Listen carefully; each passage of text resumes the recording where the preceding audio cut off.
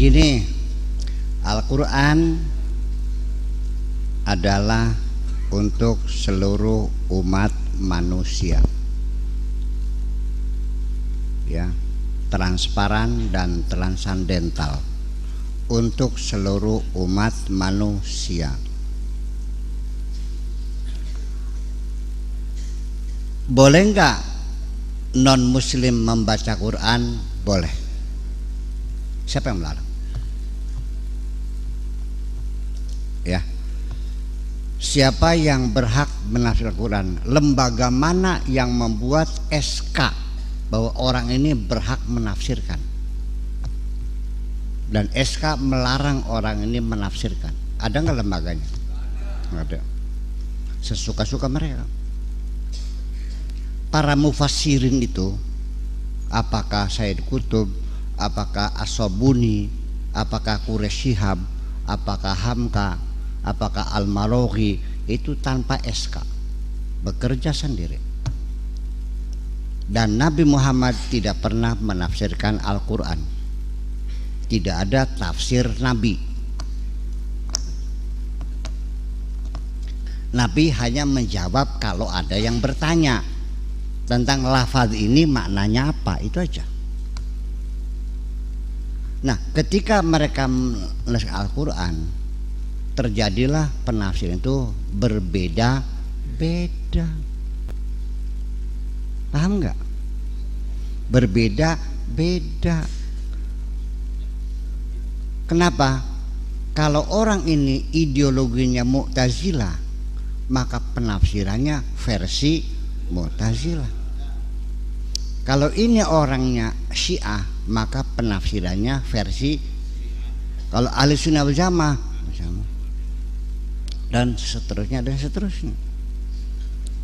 Al-Quran ditafsirkan pada zaman berbeda, hasilnya akan berbeda. Lalu di mana ada batasan orang tidak boleh menafsirkan? Iya kan? Itu persoalannya nanti adalah uji publik. Penafsirannya sah atau tidak itu nanti publik yang menilai. Betul enggak? Yang menerima Imam Syafi'i sebagai mazhab itu tidak ada organisasi negara manapun yang memaksakan harus bermadzhab Syafi'i.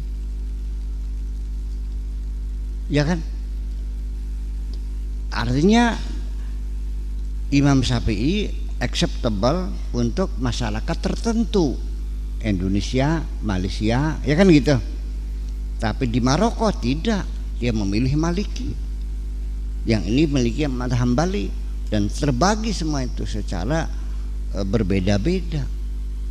Dan itu pun hasil kajian mereka tidak menjadi keputusan mengikat. Sifatnya normatif, ya suka dia. Karena belum menjadi undang-undang. Sekalipun fikihnya mengatakan mengawinkan perempuan di bawah umur boleh, tetapi karena undang-undang yang berlaku adalah melarang perkawinan anak perempuan di bawah 16 tahun, siapapun di sini menikahkan perempuan di bawah 16 tahun ditangkap, masuk penjara, nggak ada urusan. Sekalipun Syafi'i membolehkan. Itu persoalannya. Jadi apa yang Loki Gendung itu saya bisa memahami, ya. Itu ayatnya waman utiyal hikmata faqad utiya khairan katsira. Itu maknanya ya kira-kira memang seperti itu, kira seperti itu. Hikmah itu ya berpikir akal. Kalau orang dikasih kecerdasan berpikir sehat, laqad utiya khairan katsira, dia punya kebaikan yang besar sekali. Dia bisa menggali pengetahuan, bisa berkiprah di masyarakatnya dengan pengetahuannya itu. Bekas yang goblok-goblok orang dihitung gobloknya. Berapa? Ngupan tengel. Ya kan gitu. Itu. Jadi saya tidak pernah menyalahkan siapapun. Dan saya tidak mungkin menyalahkan siapapun. Kalaupun nanti saya berbeda dengan saudara Rocky Gerung, tetap bukan karena saya menyalahkan. Kita sifatnya nanti compare saja. Menurut Haji Syihab merah, menurut saya putih. Biarkan dia merah, biarkan saya putih. Nggak usah saya menyalahkan merah salah. Dan Anda jangan menyalahkan putih salah, silakan. Nanti yang menentukan adalah publik semuanya itu. Itu aja persoalannya. Jadi jangan dikira karena Rocky Gerung itu bukan orang Islam, non Muslim, jadi dia tidak boleh membaca Al-Quran. Tidak, Al-Quran itu hudan linnas. Tetapi kalau Alkitab itu hanya untuk orang yang bertakwa. Dzalikal kitabu la raiba fihi hudal lil Alkitab hudal lil muttaqin. Kalau Al-Quran syahrul Ramadan alladzi unzila fihil Quran hudan linnas. Jadi orang tidak percaya baca Quran. Baca apa tuh? Ya baca Quran.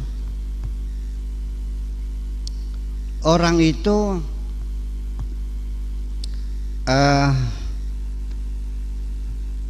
isinya tentang bahwa bulan itu mengorbit sekitar bumi. Wal qamara qaddarnahu manazila hatta ada. Kalau original qadim. Ini ayat-ayat ini untuk seluruh umat manusia. Siapapun agamanya, ini fakta dunia, fakta hukum alam semesta bahwa bulan mengorbit. Mau percaya silakan, enggak silakan. Tetapi kalau Alkitab mah itu guide of life untuk kita yang beriman ini. Dan yang jadi pertanyaan bahwa yang dijamin oleh Allah keutuhannya apa sesungguhnya? Inna nahnu nazzalna dzikra wa inna lahu lahafizun. Apa yang dijaga di sini? Az-zikr. Mushaf sama enggak dengan Quran? Beda.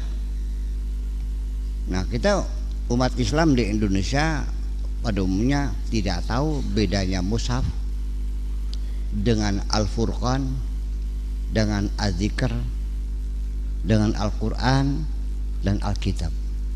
Semuanya sama. Kita di sini ada penyederhanaan pemikiran. Di sana ada mandub, ada nafilah, ada mustahabbah, ada sunnah. Kita di sini sunnah. Ya kan begitu? Di sana ada makruh tahrim, makruh tanzih. Kita di sini hanya makruh saja. Di sana ada fardu, ada wajib, kita ya wajib saja.